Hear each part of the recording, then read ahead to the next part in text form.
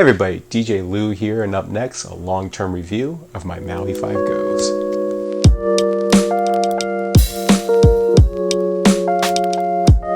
So I've had my Maui 5 Goes for some time now, a little over a year, and you've kind of seen the gamut of everything, from accidentally being rained on just a little bit, falling over a couple times, from ceremonies, cocktail, dinner.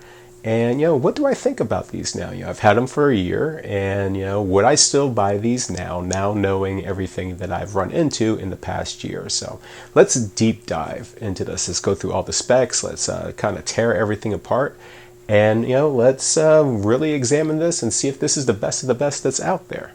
So first things first, let's look at the coverings. Now the bags themselves are separate. You can get deals that combine both the bag and the speakers, and sometimes you can get some pretty good deals on having the two.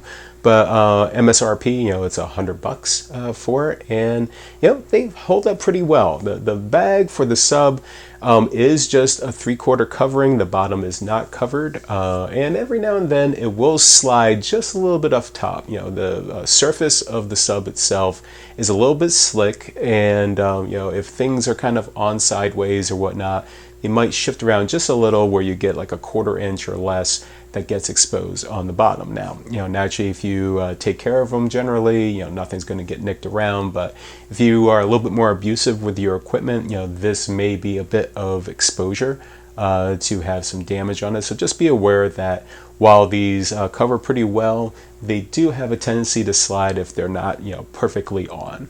Now the case for the tops come in 3 pieces. The case holds 4, so if you happen to have an extra battery you want to carry around, it has that extra chamber on it. This is held up slightly better than the sub case, no real fraying or anything. The zipper is definitely of very good quality. Everything just seems sturdy, and I really have no complaints about both the sub and the top bag. Again, the sub has that little bit of fraying, but it's kind of what you would expect after a good year of pretty good use. Now, taking the tops out of the bags, you start to notice just how really light everything is. Between the battery, then you have the separate middle piece, which you can decide not to use or want to use. It has a pass-through connector to reach up to the top speaker. The battery is a little bit heavier than the top, but not by much. Overall, the construction of the plastic is pretty solid. Everything has a nice feel to it. Doesn't feel cheap or anything like that. The grill itself doesn't feel like it could be easily dented, and after a year, it has not in my case. There's just a good, decent quality build out of this. So for the inputs on the sub, we have a few options here. We have a combo jack for your mic input. We have a 1/4 inch unbalance for your instrumentation. Again, these both have their own pots to adjust. We have a combination adjustment for both the 3.5 millimeter input, which you could hook in something like an iPod or something to that effect, or if you want to connect over Bluetooth. And Bluetooth pairing is very, very simple on this.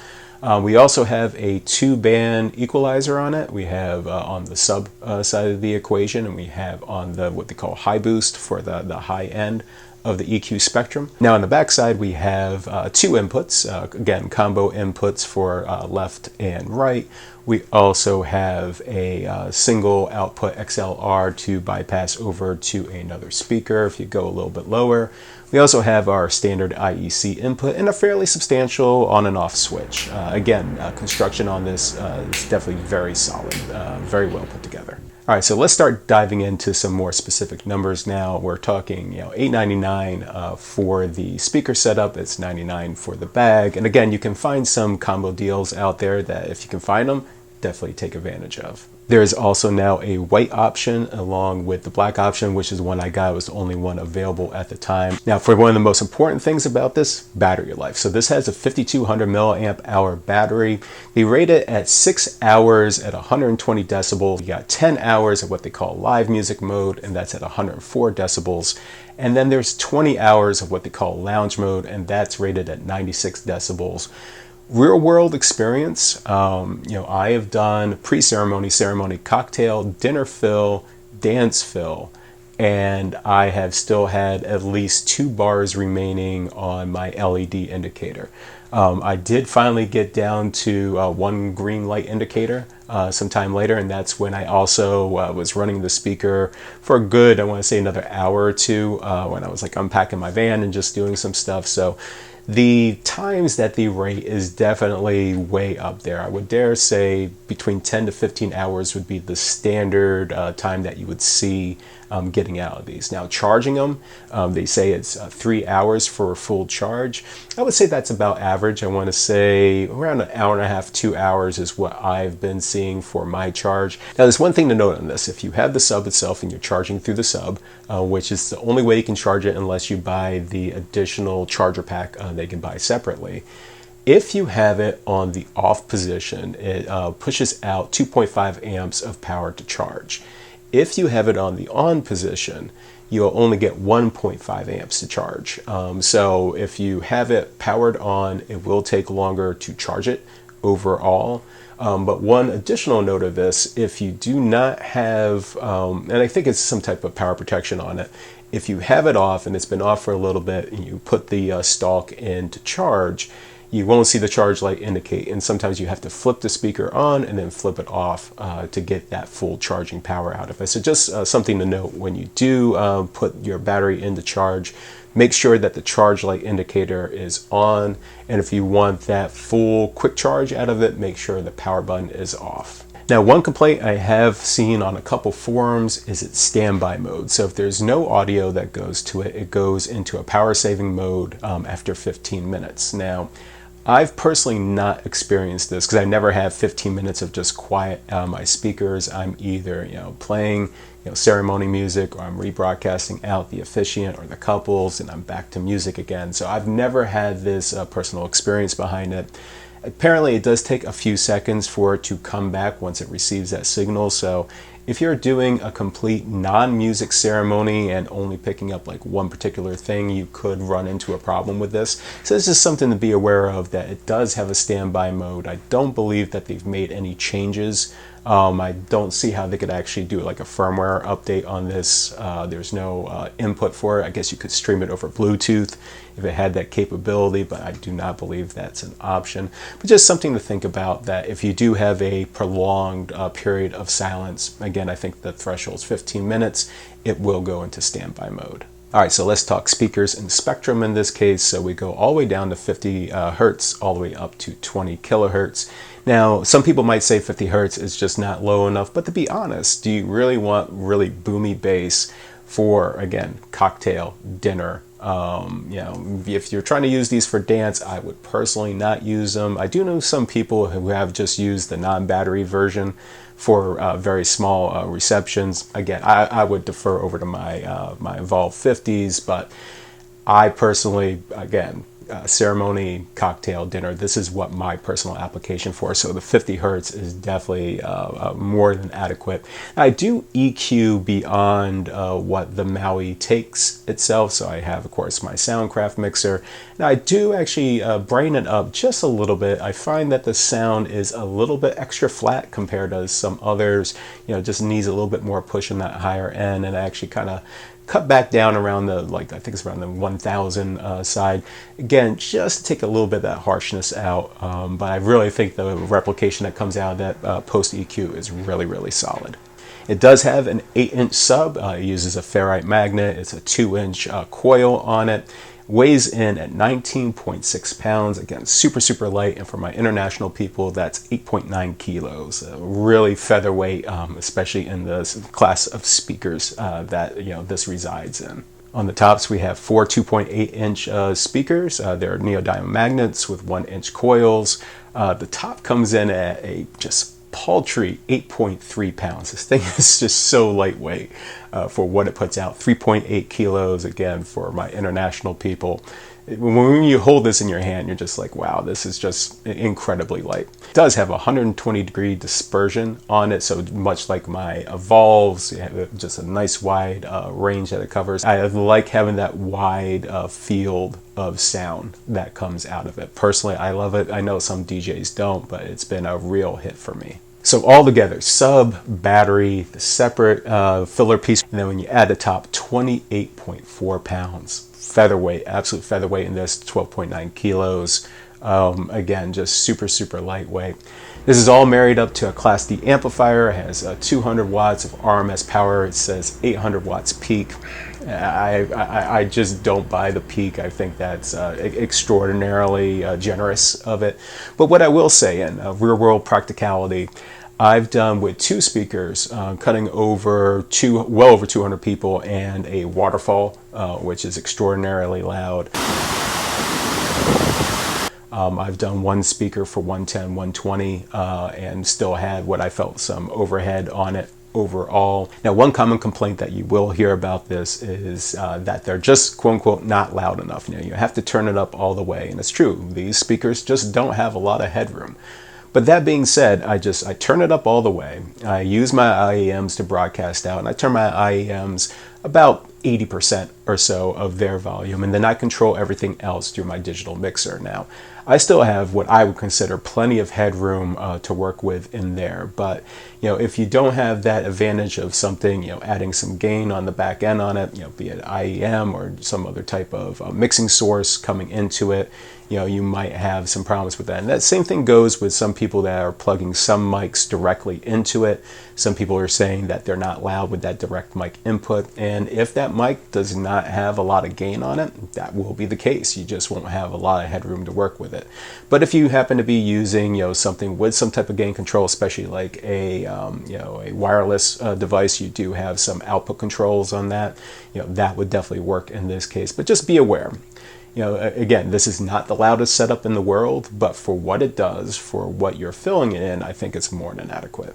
Now, getting a little bit back to how much they weigh and how it's both a blessing and a curse. I'll demonstrate here where, once you have it fully assembled, you will get some wiggle room out of this. The bottom sub is just not super heavy, and then once you add some of the weight up top, it does become a bit top heavy. Now, if you're in just a typical situation, you put this in like a flat floor cocktail hour area, which happens to be indoors or something, that you should never have a problem with this. However, if you're using this outdoors, you get a good breeze, things can fall over. And I've had mine fall over 3 times. Twice on the grass at the same wedding. I had a really, really gusty wedding in Connecticut right off the water. And luckily enough, I actually had a videographer who lended me his sandbags, and that secured things down. I was like, great, I'm going to buy some sandbags and make sure that, especially in applications like this, they don't fall over.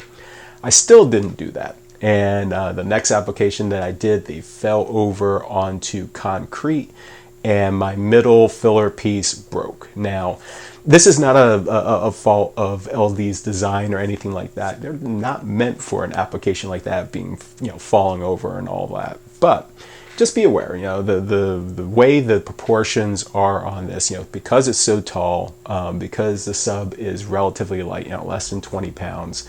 You need something to augment your weight, especially if you're going to be using them in an outdoor scenario. So I highly recommend. I bought some newer bags for it, very inexpensive. I bought a bag of sand from Home Depot and filled it up, and lo and behold, some nice added weight on it, and I haven't had a problem since. So I highly, highly recommend. If you're going to use these in any outdoor application or something where they can get consistently bumped into, grab that sandbag, just place it on top. It's definitely enough to counter any of the additional weight that you run into, and you should not have a problem after that. So with all this information in hand, would I still buy the Maui 5 Go's today? Would I look towards the Bose? Would I look towards the JBLs?